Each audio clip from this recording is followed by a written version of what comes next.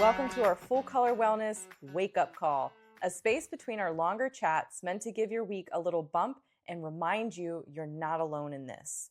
These quick episodes are meant to be a full color wellness smack in your face, focusing on a life challenge and giving you small, manageable ways to deal with it today.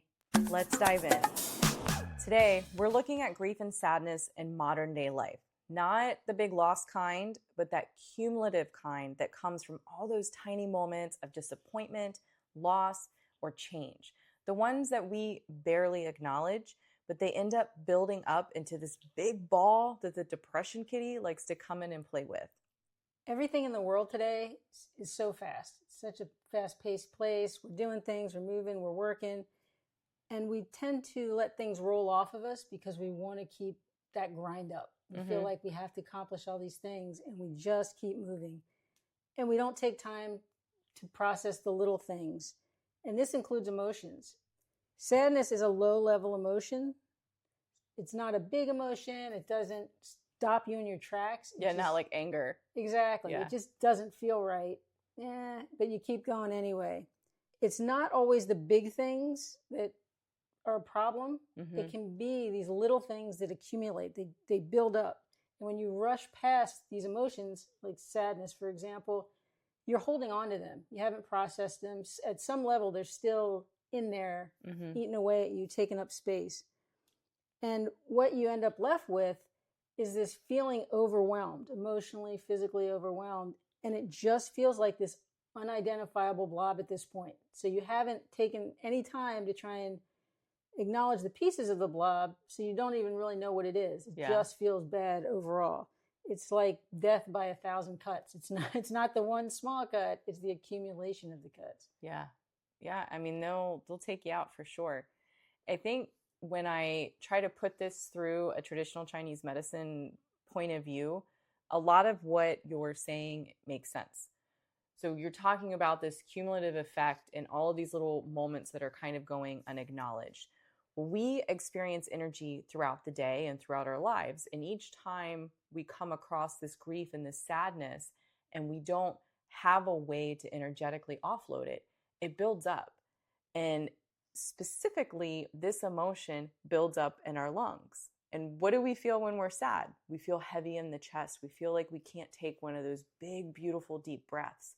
So it's no surprise to me that grief and sadness is tied to the metal element in traditional Chinese medicine, which resonates within the health of our lungs and also our large intestine.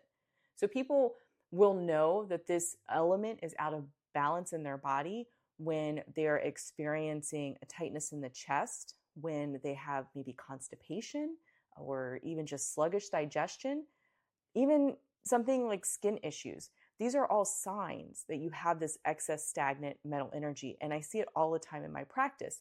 The good news is every emotion has a virtue tied to it, and I always acknowledge to my clients, hey, you might be experiencing some extra metal here, maybe some grief and sadness is going on, and it may not be a big loss, but maybe something kind of small, like a recent change or transition.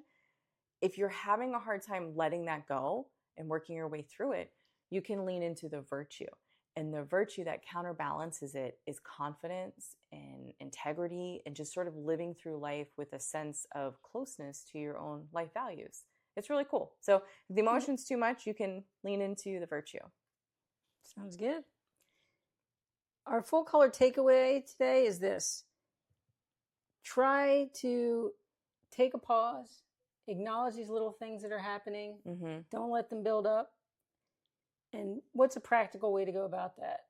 I think one way to start is to, at the end of the day, reflect back on your day. You take just a few minutes and think, when was I at my best? Meaning, when did I feel my best emotionally, physically, behaviorally? And also, when was I at my worst? When did I not feel so good emotionally, behaviorally, or physically?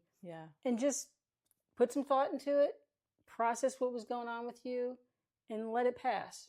Acknowledging it gets it out of your head, gives you a little more control, and you can maybe learn a lesson from it, think about how you want to do it differently next time, etc. So it's a place to start. Yeah, I like how it doesn't have to be any more complicated than that. Keeping it simple. Yeah. I'm going to add to your full color takeaway with a quick Qigong movement that opens the chest. It's an 8-minute video called Silk Brocades. We'll put the link in the show notes. It's going to really help you release that extra stagnant energy that you have going on. And with that said, we'd like to thank you so much for joining. If you want to dive deeper, check out our latest blog on understanding grief through the lens of the metal element. We also want to keep exploring this path together. Please join our Full Color Wellness community, also linked in the show notes, and let us know what you thought of the exercise Dr. Cynthia provided. And before you leave, please share the wealth of health by liking and subscribing to our channel. And remember, this is your journey. It's all about taking these small, meaningful steps towards a healthier, happier you. Full color. Until next time, say yes to your well-being and take care. The content of this podcast is for educational and informational purposes only and is not intended as medical advice. Please consult a licensed healthcare provider before beginning any new health practice. Do not ignore or delay seeking medical advice because of something shared in this episode. If you're experiencing a medical emergency, call 911 or visit your nearest emergency room. Listening does not create a practitioner-client relationship. Yes to Holistic Health makes no guarantees regarding outcomes based on the information provided. Copyright notice, Yes to Holistic Health, all rights reserved. This content may be shared for nonprofit educational purposes with credit to Yes to Holistic Health. No commercial use without written permission.